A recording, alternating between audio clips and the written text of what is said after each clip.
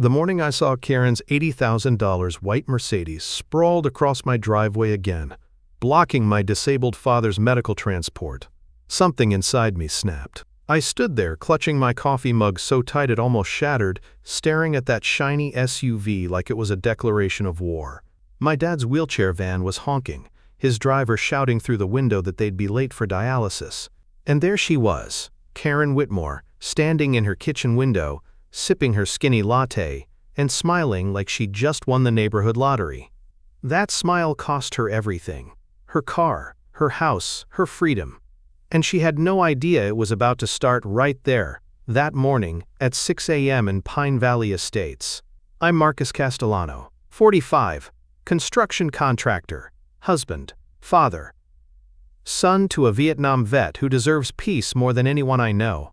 3 months ago, I made the mistake of moving into my late grandmother's old place, the same house where I spent my childhood summers eating fresh tomatoes off the vine and listening to Grandma Rosa curse at city inspectors. She hated HOAs with her whole soul, called them legalized bullies in khakis. God, if she'd been alive to see what was coming, she would have been proud. We moved in with good intentions. My pregnant wife, Deborah, 8 months along and still teaching 4th grade, and my dad, Anthony, who's been in a wheelchair ever since a construction accident reopened old war injuries. We just wanted peace, family, and a front yard where my dad could watch his grandkids grow up. All I needed was a simple wooden ramp to help him get inside the house. Then came Karen. 5'0" of suburban fury wrapped in coral cardigans and perfume so strong it could stun mosquitoes midair. She was the HOA president and self-proclaimed guardian of neighborhood standards. Day 3 after we moved in, she marched across my driveway like she owned the land, heels clicking, clipboard in hand. "That structure needs approval," she said, pointing her manicured nail at my dad's ramp. Her tone was sugar, but her eyes were knives. "My dad can't walk," I explained. "It's temporary. He needs it to get to his van." Quote. Her smile never wavered. "The committee meets in 6 to 8 weeks. I'm sure he can manage until then." That night, Dad tried to get down the stairs without it and fell. The sound of his body hitting the steps still haunts me. By sunrise, I was out there rebuilding the ramp louder and stronger. At 7:15 a.m., a paper slapped onto my door, freshly printed, still warm. A $500 fine. Unauthorized structure. Violation code 3A. I could smell the toner. Karen's signature at the bottom looked like it was written with pure malice. What I didn't know then was that Karen wasn't just a power-hungry HOA president. She was a real estate agent using her position to manipulate the entire neighborhood. Her Mercedes wasn't just for show. It was her mobile command center, her throne. And her husband, Richard Stanton, owner of Stanton Construction, my biggest business rival. I should have realized sooner. Because the next week, while my company's trucks were getting cited for being unsightly, quote, 3 Stanton construction vehicles parked in plain view with 0 fines. That was when I started seeing the pattern. Every rule she enforced made someone else money, usually her or her husband. But it was personal too. Her house sat right across from ours, a massive McMansion with perfect sight lines to our driveway. She could watch everything. And she did, like a hawk with a wine problem. Then came the next strike. I was loading my truck one morning when she strutted up again. "Marcus," she began, voice dripping fake politeness, "we need to talk about your commercial vehicle." "It's my work truck," I said, confused. "The board voted last night. No commercial vehicles visible from the street. Fines start tomorrow, $100 a day." Her smile widened. "I'm sure you can make room in your garage." She knew my garage was full of my dad's medical equipment. She wanted me to break. That night the kitchen smelled of Deborah's stress-cooked lasagna while I paced like a caged animal. My dad, ever the soldier, watched quietly. "She's targeting you for a reason," he said finally. "You don't take out a man's truck unless you're trying to kill his livelihood." He was right. This wasn't random HOA nonsense. This was a surgical strike. The next morning, my suspicions were confirmed when I saw 3 shiny Stanton construction trucks parked in full view. No fines, no warnings, no problem. That's when the fire inside me turned cold. Strategic. Calculated.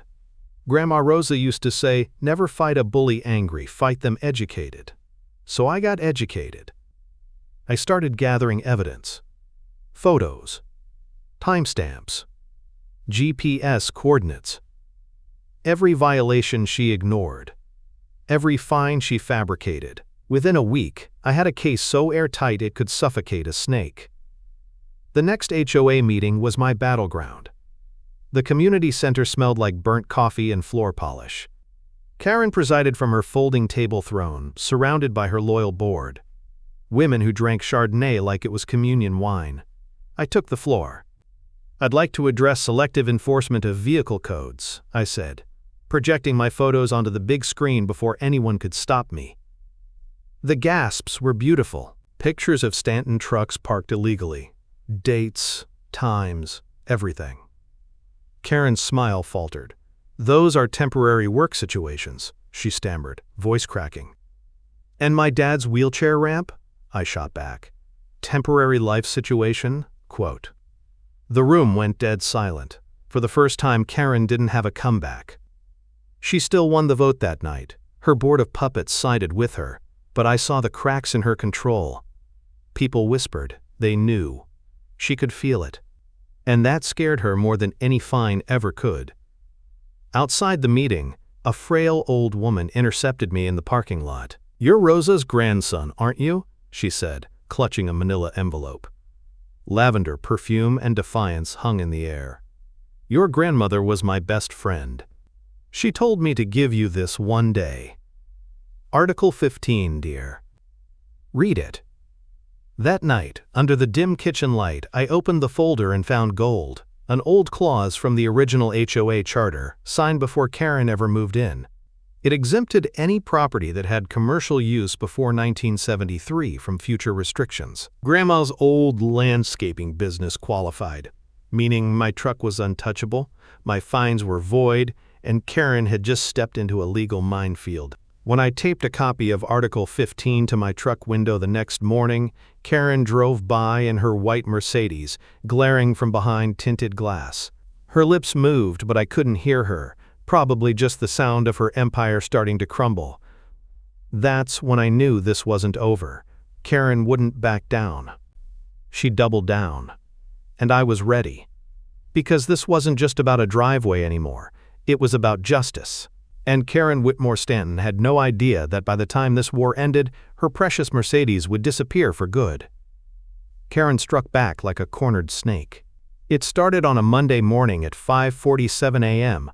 Her Mercedes was sprawled across my driveway again, perfectly diagonal, blocking both lanes like she'd measured it for maximum cruelty.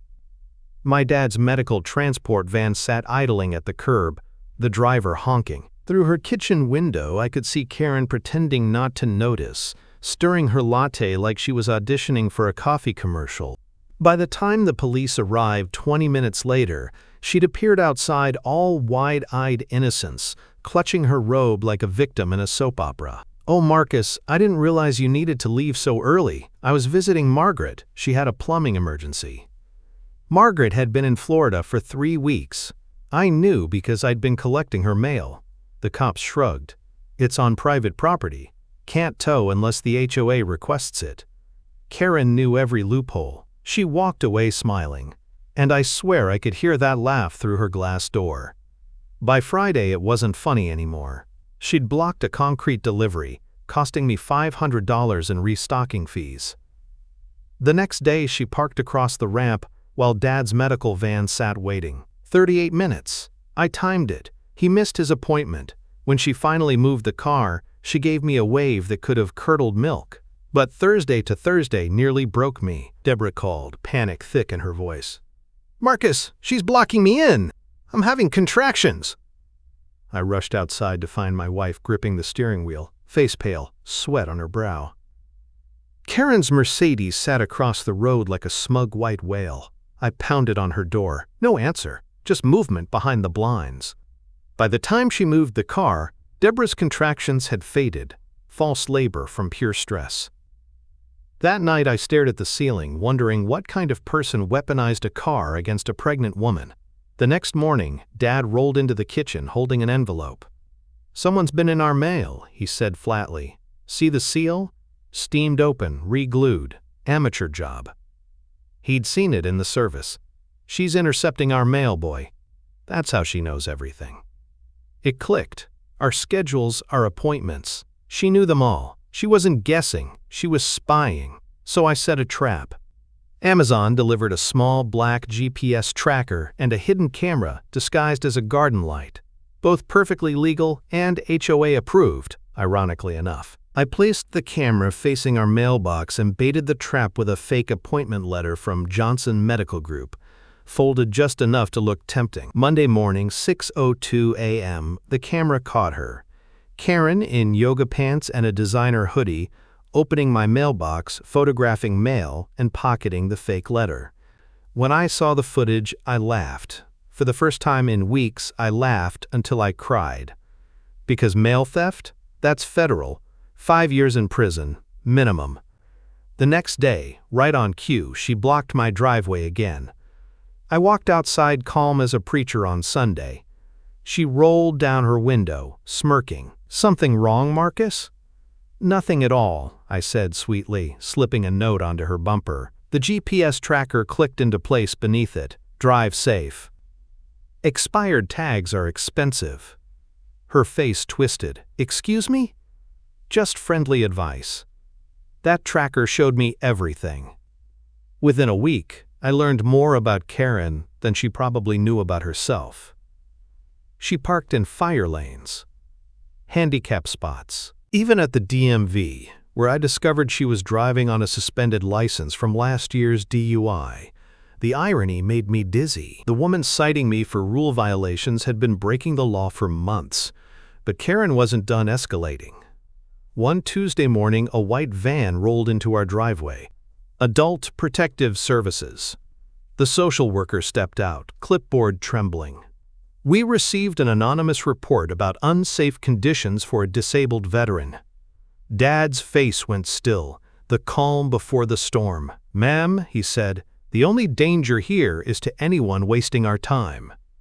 The inspection was humiliating. They photographed his room, his medications, even his chair. That night, I heard him shouting in his sleep, old battlefield nightmares resurrected by a woman with a grudge and a phone. 2 days later, Deborah called me sobbing from school. "Marcus, they came to my classroom, CPS. They said I was endangering the baby." I drove there so fast I barely remember the trip. My pregnant wife, crying in a hallway while her students watched through the door. Someone had sent in photos of her driving, 28 in a 25 zone, and claimed reckless endangerment. She had to go on bed rest after that from the stress. Karen had crossed from harassment into psychological warfare. That night, I went digging. I called everyone I knew in construction, real estate, and city offices.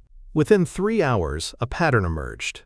Karen had lived in 5 neighborhoods in 10 years. Each time she'd become HOA president. Each time, chaos followed. Complaints, investigations, lawsuits. She was a professional neighborhood terrorist. But the real bombshell came from Ethel Morrison, the sweet old lady who'd handed me Grandma Rosa's documents. She found me at the grocery store, whispering like a spy. "Did you know Karen hasn't paid her own HOA dues in 8 years?" I blinked. "She's the president." "Exactly," Ethel said, smiling. "She calls it presidential exemption. My nephew works at the title office. Her house has 3 liens and a foreclosure notice. So that's why she needed control. Power was the only thing she had left to sell." That night, our kitchen became a war room. Dad rolled up to the table with a notepad. Deborah, propped on pillows, typed with fury. "We're not just victims anymore," she said. "We're witnesses." We created a private Facebook group, Victims of Karen. Within hours, 50 members joined. Neighbors shared stories of her cruelty, calling CPS on immigrant families, finding a black veteran for loitering near his own mailbox, harassing an elderly couple over the wrong shade of beige paint. Every post added fuel to the fire. Then came the unexpected ally. Jim Martinez, the CPS investigator who'd handled Deborah's case, Vietnam vet, sharp eyes, quiet rage. He called me after reviewing her file. "I've seen this before," he said. "False reports used to intimidate people. It's predatory. When you take her down, and you will, call me. I'll testify." That's when I knew. This wasn't about revenge anymore. This was about justice. For everyone she'd hurt.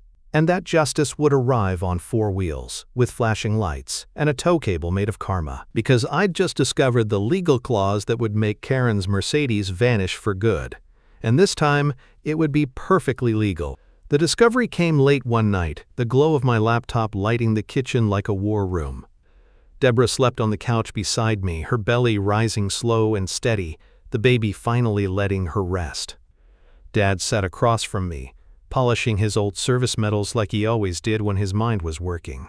That's when I found it, buried deep in the HOA insurance section, subsection 47C. One line changed everything. Any vehicle parked on HOA common property without valid registration or posing a safety hazard is subject to immediate impound at the expense of the vehicle owner.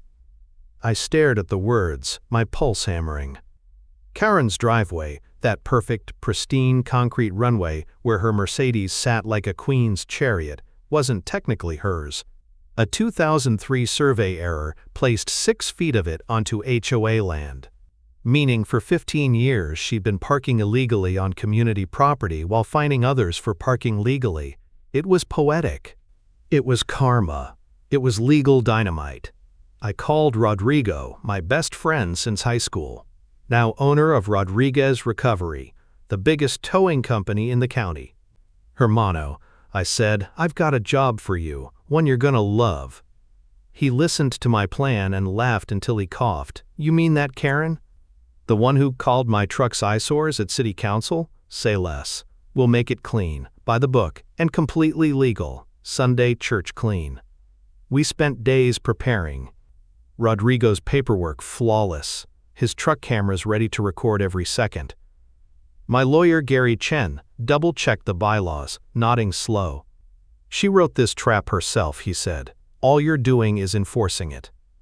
Dad took charge like it was a military op. He called it Operation Tow Freedom. He even drew diagrams. Our garage looked like a tactical center. Maps, watch schedules, coffee cups everywhere. The neighbors joined in.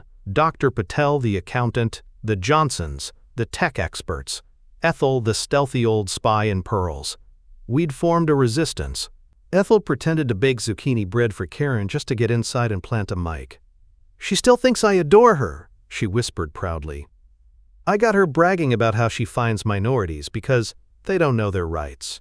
Quote, Dr. Patel uncovered financial records, over $200,000 in HOA funds siphoned into Karen's personal accounts. Wine club trips, spa days, credit card bills. Fraud stacked so high you could build a tower out of it. By the time we were done, our evidence binder looked like a criminal encyclopedia. Then came Friday morning, one day before the annual HOA gala, the biggest night of Karen's year. She'd be hosting media, real estate clients, and the same neighbors she'd terrorized, her crowning moment, and her downfall. She must have sensed it because her attacks hit harder. My truck tires slashed. Anonymous blog posts appeared calling me a fraud and dangerous contractor. Deborah got another CPS visit. Same lies, same cruelty. But this time, the investigator was Jim Martinez. "We've got her now," he said quietly. "She's crossed into felony harassment. Keep your cool until tomorrow." By 6 p.m. Saturday, Pine Valley's community center glittered with fairy lights and forced smiles. Karen arrived right on time in her white Mercedes, parking, of course, in the fire lane, 6 feet into HOA land. Cameras rolled, phones lifted. She stepped out in a sequined dress that sparkled like her ego, waving to news crews, the smell of Chanel mixed with entitlement. Her heels clicked across the pavement, ignoring the bright red, no parking fire access sign she'd personally installed last year. Inside, the gala buzzed with gossip and tension. Dr. Patel took the mic mid-speech and projected a slideshow behind him. "Tonight," he said calmly, "we honor transparency. The screen lit up HOA bank statements, luxury purchases, and a list of names Karen had targeted. Gasps filled the hall. The reporters turned their cameras. Karen froze. "This is slander!" she shrieked. "I'll sue every one of you!" Gary Chen stepped forward, his voice steady. "Not slander, Karen. Evidence. You authorized every charge." Quote. She spun toward the door, and that's when Rodrigo's flatbed tow truck appeared outside, flashing amber lights reflecting off the windows. Ethel texted one word: "Showtime." The crowd followed Karen outside like spectators to an execution. She stormed toward Rodrigo, shouting, "You can't touch my car! I'm the HOA president!" Rodrigo handed her the paperwork. "Ma'am, your vehicle is parked on HOA common property, in a fire lane, with expired registration. Section 47C authorizes immediate removal. Signed by—" He paused, tapping her signature at the bottom. "You." The crowd erupted. Cameras captured every second. Karen lunged for him, screaming, "This is harassment!" But he kept recording, calm as stone. Then she said it, the slur. "You _ spics don't know who you're dealing with." The silence after was heavy. Reporters froze. One cameraman zoomed in tight on her face, the words immortalized in 4K. And then came the sirens. A sheriff's cruiser rolled up, followed by a plain white sedan. Out stepped a deputy and a man in a gray suit with a badge that read U.S. Postal Inspector Karen Whitmore Stanton, the deputy called. "You're under arrest for mail theft, wire fraud, and filing false CPS reports." Her mouth dropped open. "What? No, you can't. This is a mistake." The inspector handed her a folder. "We have surveillance footage, intercepted mail, and a statement from your husband." Right on cue, Richard Stanton stepped from the crowd, pale and exhausted. "It's over, Karen. I gave them everything." He held up divorce papers. "You're being served." Her knees buckled. The deputy caught her, cuffing her wrists. Cameras flashed like lightning. Someone cheered. Then everyone did. Rodrigo's tow truck lifted the Mercedes just as Karen was led into the patrol car, both disappearing into the night together.